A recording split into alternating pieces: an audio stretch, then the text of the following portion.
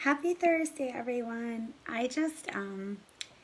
We weren't sure if we were going to do anything live tonight in the group. And truth be told, Ryan is watching the NFL draft with our son tonight. So he doesn't even know I'm going to do this live. So hopefully I don't go on too long because he's usually the timekeeper.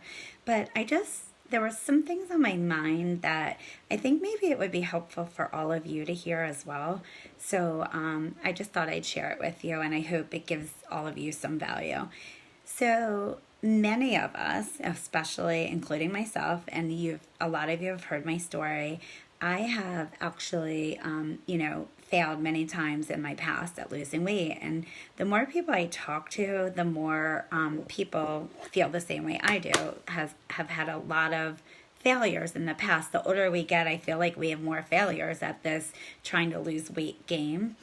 And the one thing I know for myself, and I hope this gives value to you guys, is I decided when I did this program that this was going to be the first time. Do you know what I mean by that? That this was absolutely going to be my first time. It didn't mean I knew I was going to succeed, but I knew that I had to make some really difficult changes in my life because I didn't want to keep going down the obesity road. So I was already obese. I was not feeling well. And I kept shoveling food in my face, to be honest.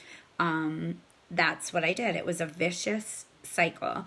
I would not like myself. I would hate myself in my clothes. I would never want to go out anywhere because I didn't like how I looked, or my job was making me cry. So what would I do?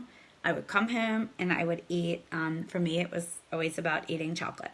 So I would come home, I would eat junk food, and just to numb those feelings. And then I would do it again, and then I would go to sleep. Next day would come. I would promise myself, well, today's going to be the day. Today's going to be the day that I'm going to not eat the junk food. And then the next day happened, and I kept letting life happen, until finally I was so sick all the time. I never felt good. I was so sick and tired of being sick and tired.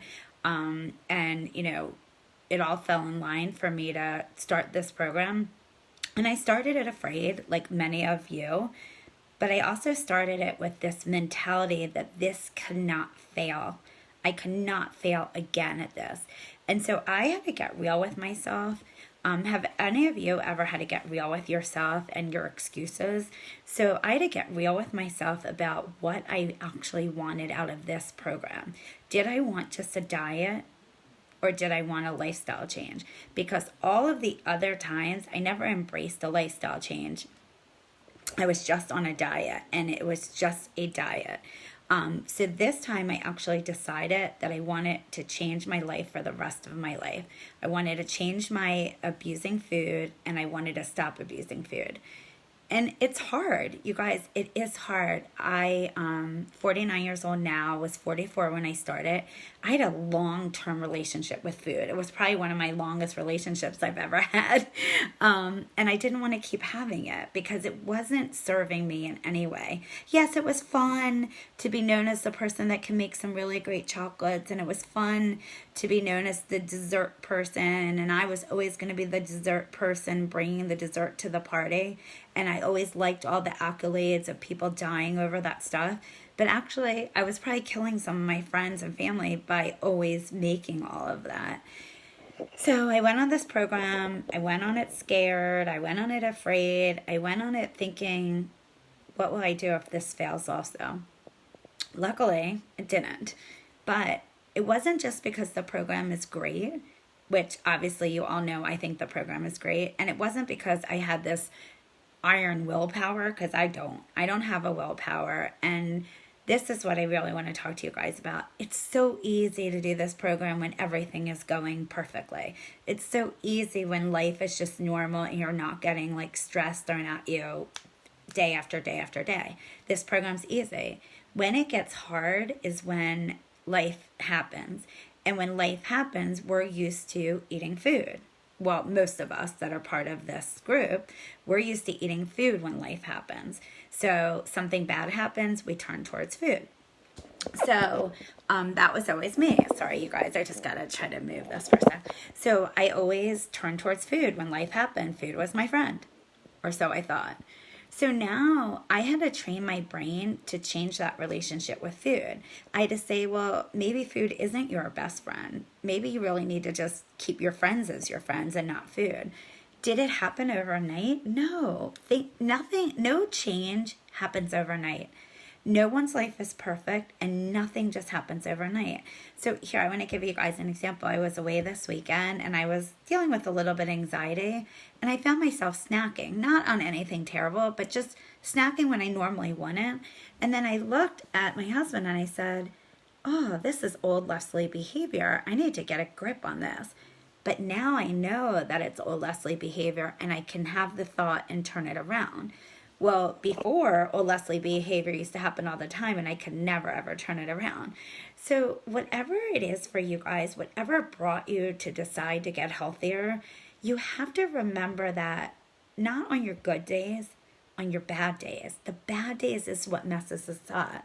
The days that it's like you're really tired. The days that like, you're dealing with crisis. You might think turning to food is going to make you feel better, or it's going to get you through the day. It's not going to. You're going to turn towards food. The same thing is still going to be happening. And then the next day you're going to wind up hating yourself because you messed up your healthy habits. Sometimes life happens and you let your healthy habits slip and you let them slip for a really long time. And then you know what happens? You wind up feeling worse about yourself, not better. So I want you guys to decide today that you're not going to do what you always did in the past.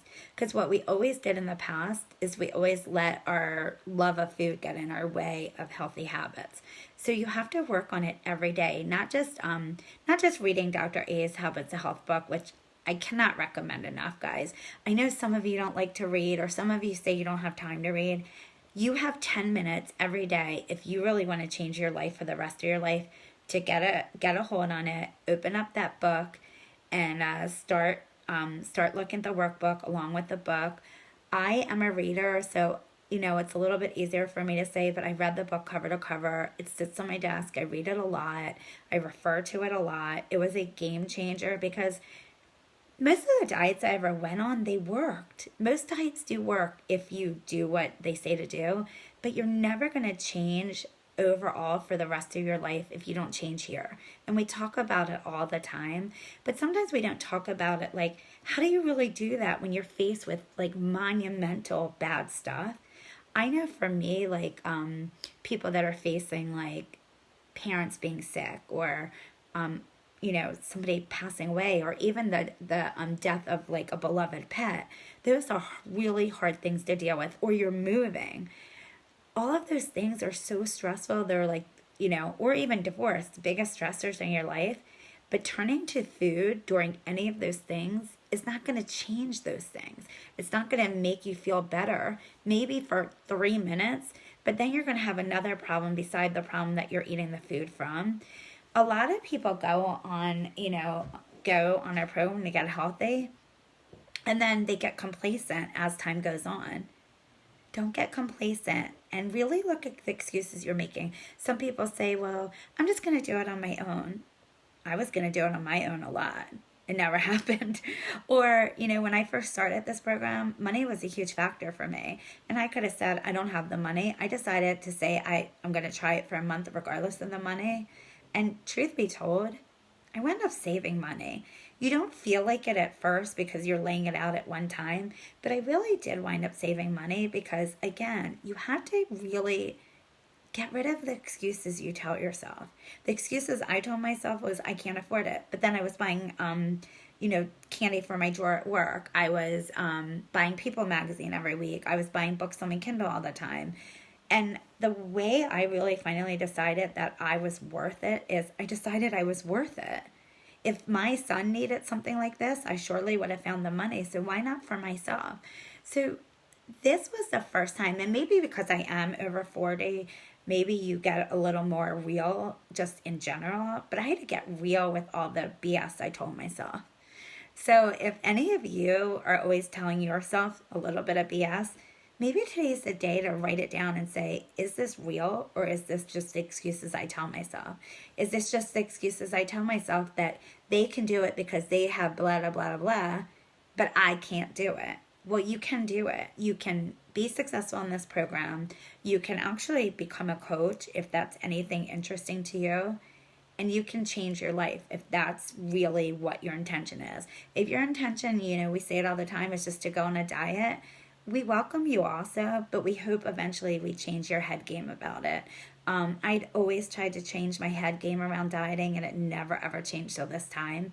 And we just want to give you, some extra love tonight. And I just wanted to share, lots of people are facing lots of tragedies every day. We hear more and more horrible stuff. But we're trying to change the wave with a little positivity, and it starts with us, and then it goes forward. So you guys, I hope this helps in some way. I just wanted you all to know you were on my heart. I think because I failed at dieting before, I don't want to see other people failing at it. And if I can help prevent that in any way by just giving you a little bit of, my backstory and so many of our other coaches and clients, people say to me all the time, why do you always want people to coach with you? You know why? First of all, I love people, if you can't tell, but it's more than that. Coaching gives you a level of accountability that you can't even begin to fathom. And that for me is pretty much the number one reason I keep my weight off. And I mean, I do love it. I obviously love what I do, but it really is the safety belt I needed. And, my coach, she was a lifelong friend of mine. And so she knew that I've lost weight and put it on, and lost weight and put it on, lost weight and put it on. So when she asked me early, 8 days into being a client, did I want to become a coach? At first I was like, are you crazy? No way. I have 2 full-time jobs. I don't have time. She goes, that's exactly why you need to become a coach. And she said, how many times have you failed at dieting? I said, I can't even count that. It's probably even more than 18 if, you count all the times I tried on my own. And she said, that's exactly why you need to do it. And you know what's great about our program? Sometimes your coach knows something you don't know about yourself. And she definitely knew something I needed to hear. And I trusted her. And trust me, I'm glad I did. So anyway, you guys, I hope you have a good night. I am going to just stop this here in case Ryan hears me and comes up and cuts it off. And I hope you all have a great weekend.